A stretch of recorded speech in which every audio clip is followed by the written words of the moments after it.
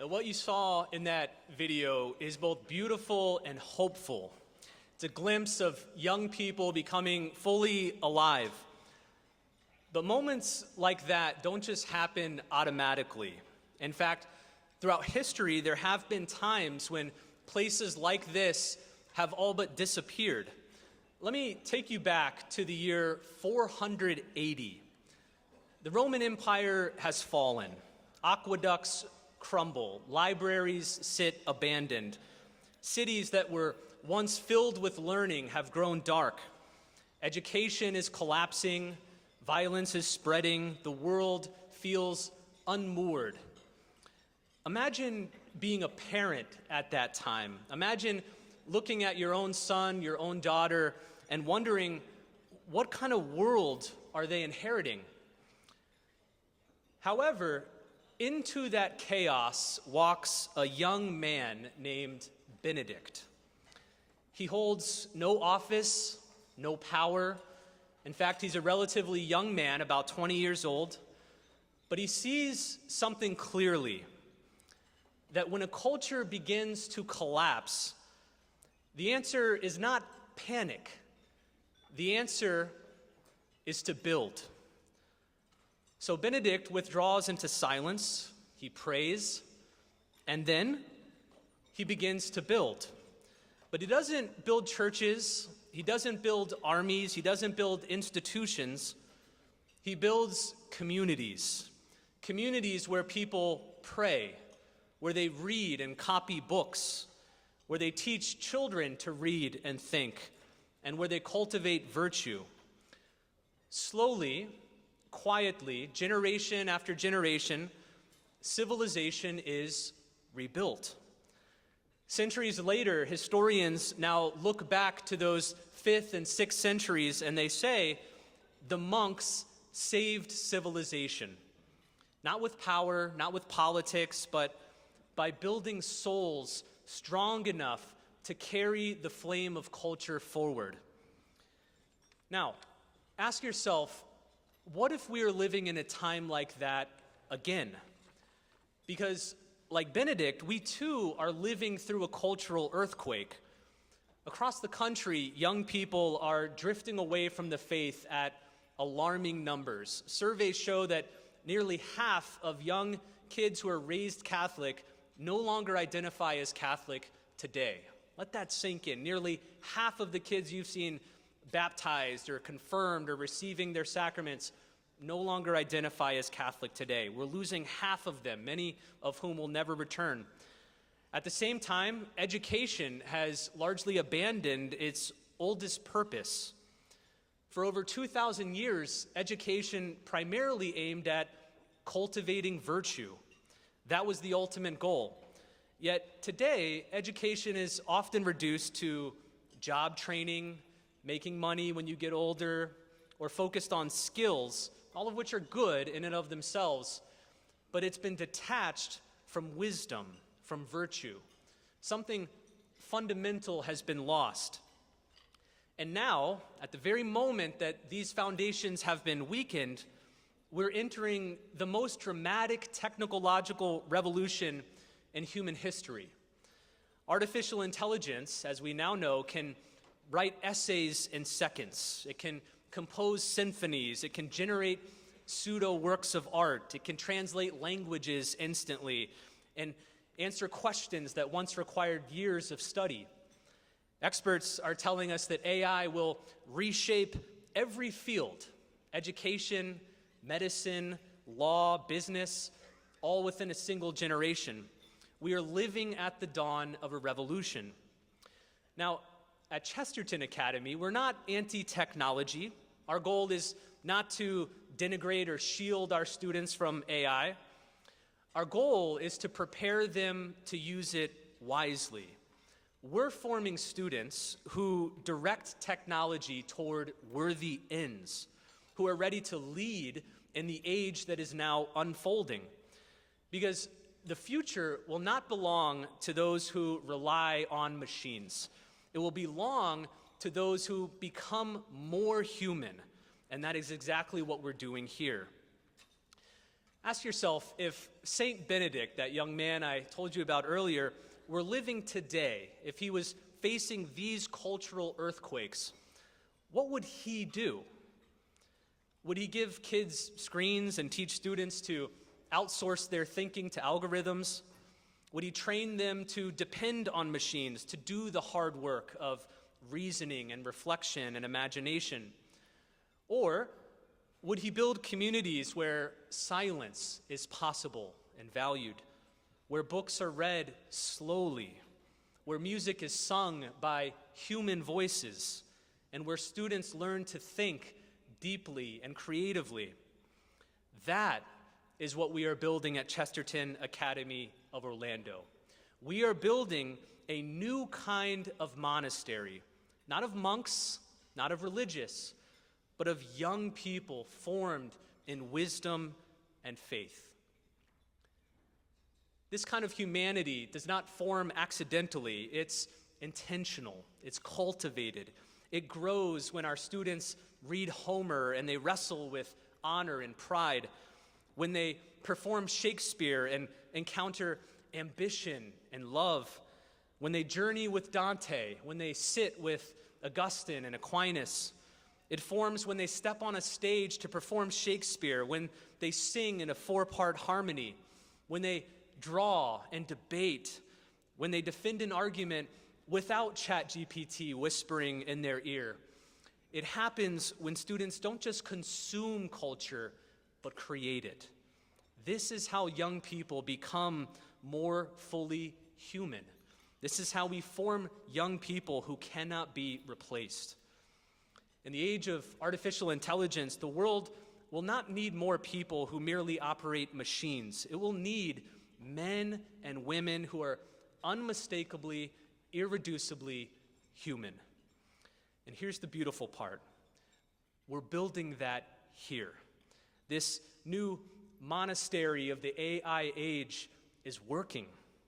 In a time when young people rush to chatbots for answers, our students think and reason for themselves. When millions of young Catholics are fleeing the church, the confession lines at Chesterton wind around the chapel. Bishop John Noonan, our local bishop here, has seen much of that fruit, and as a result has recently blessed our school with 10 priests from around the diocese who now visit and celebrate Mass and hear confessions at our school. As those of you who were here last year heard, we just sent our first graduate to the seminary to become a priest for the Diocese of Orlando, and we expect there will be many more. We're also proud of our new St. Albert Society. You've seen some of the pictures here. I encourage you to visit the display out in the vestibule. This is a parent-led initiative for students who are especially interested in science and math, inspired by the example of St. Albert the Great. This was our very first year, and I'm just so proud of them. In the first year, our student members have already earned several medals and industry awards for the competitions they've been in for fields such as innovation, research, engineering, and design. And here's more proof that this is working. This year, the Chesterton Schools Network was awarded the prestigious Yas Prize. This is very well known in the world of education as the Pulitzer Prize of Education. It's an extraordinary honor. Thousands of schools from all over the country compete for this national recognition, which honors excellence, innovation, and deep human formation. And this year, it was awarded to Chesterton. Receiving the 2025 Yas Prize signals that what's happening here matters, and that people are taking notice all over the country. In fact, if you could turn your view to the screen here, I want to show you a 1-minute video from the award ceremony for this prestigious award, which was just held last month at our school right here in Orlando. Take a look.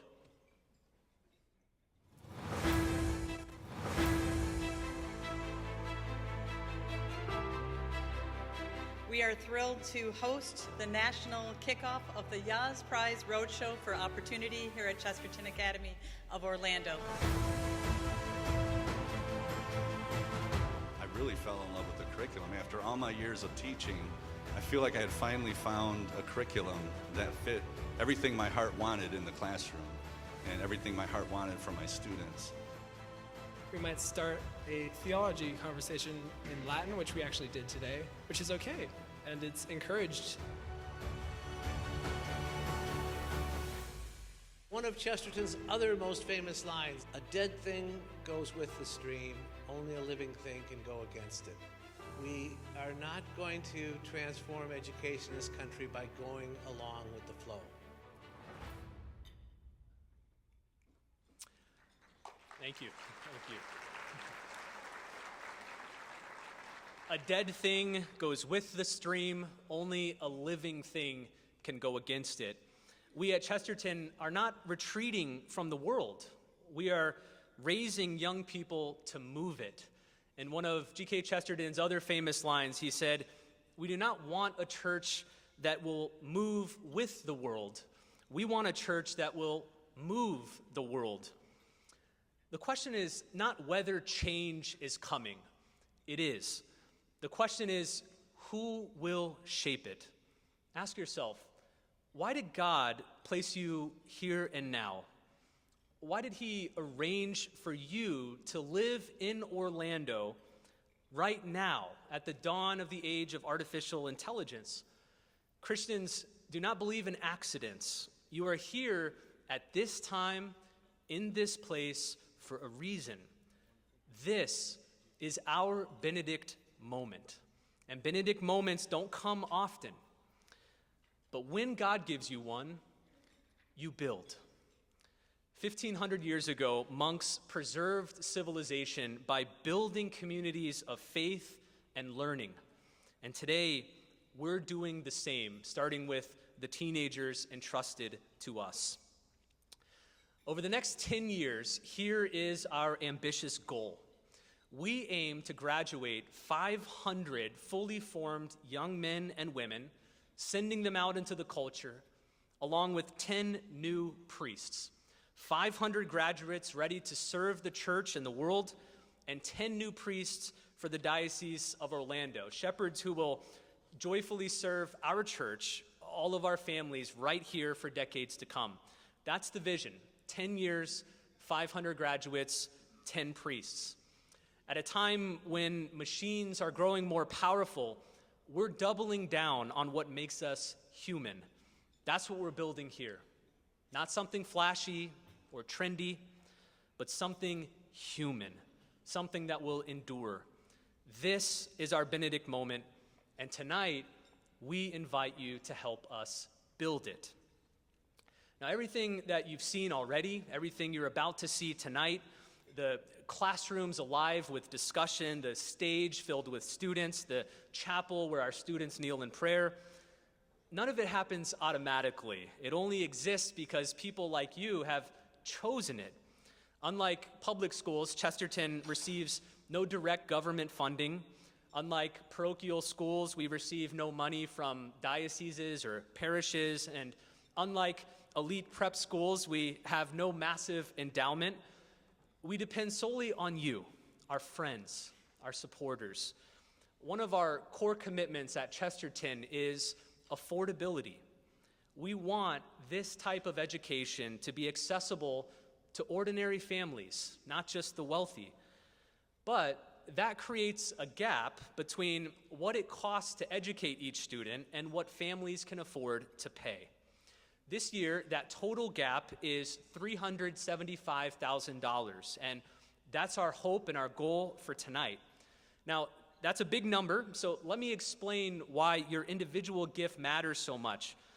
It costs us about $17,000 to educate each student at Chesterton Academy, and thankfully, every student already brings significant support with them. Through Florida's school choice program, each student receives about $7,500 in scholarship funding, and families themselves contribute about $4,000 out of pocket. So with those two sources, that's over $11,000 already invested in every student. There's just one final piece that we need to make that education possible, and that's where you come in. Your gift unlocks that $11,000 in scholarships and family funds making up the rest, allowing each student to enroll.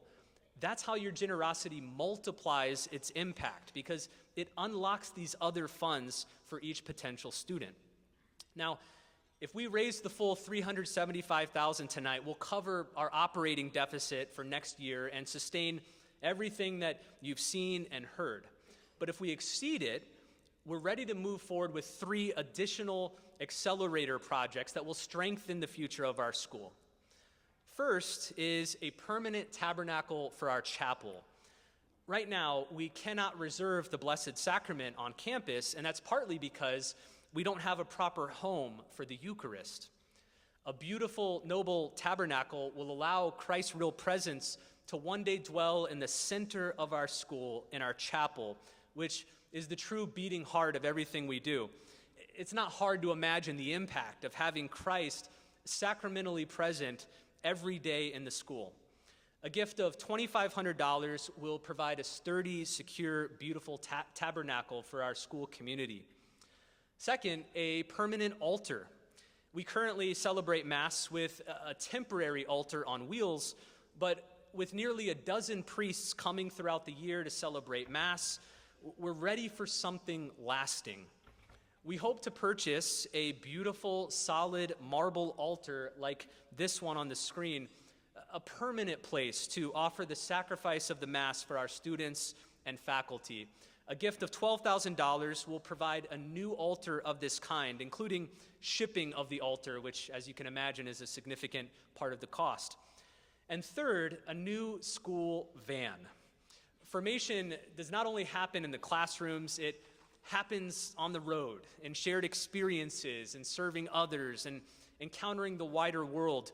An official school van will allow us to take students on pilgrimages, service projects, athletic events, and even visits to other schools. A generous gift of $20,000 will enable us to purchase a quality used school van for our students. Now, all 3 of these items, a tabernacle, a new altar, a school van, will elevate and extend all that we're doing at this school. But what does your individual gift actually do? Well, let me give you some concrete examples. A gift of $600 or $50 a month will equip one student with books and supplies for the year, including personal copies of the great books which they'll keep for life. In fact, if you look at the center of your tables, you'll see many of these titles there. These belong to our actual students. A gift of $1,200 or $100 per month will send one of our teachers to a week of immersive training in the classical education modeled this summer, so they return inspired and equipped and renewed. A gift of $2,400 or $200 a month provides the secure, beautiful tabernacle, so the real presence of Christ can dwell on our campus. A gift of $7,200 or $600 a month forms one student for 1 year, so that a young man or woman can receive a Chesterton education that shapes their mind and strengthens their faith. A gift of $12,000 or $1,000 a month provides a new permanent altar for our chapel, allowing more beautiful and reverent celebrations of Mass. A gift of $24,000 or $2,000 a month purchases a quality school van, so students can go on pilgrimages and service projects and sporting events. And a gift of $36,000 or $3,000 a month sustains 5 students for a full year, so that the next generation of Catholic leaders can be formed in beauty and faith. Every gift moves this mission forward. No amount is too small. But for those who feel called to give boldly, we're ready to build with you. Because to reach these goals, we're going to need gifts of $2,000, $5,000, $10,000, even $50,000 to make all this happen. Perhaps God is putting that on your heart tonight. In just a few moments, you'll have an opportunity to invest in these young people who deserve far more than screens and shortcuts, to build something worthy of this Benedict moment. But for now, I'd like to direct our attention to the students. One of the most beautiful things we do at our school is form students not just through their intellect, but through their soul as creators of art.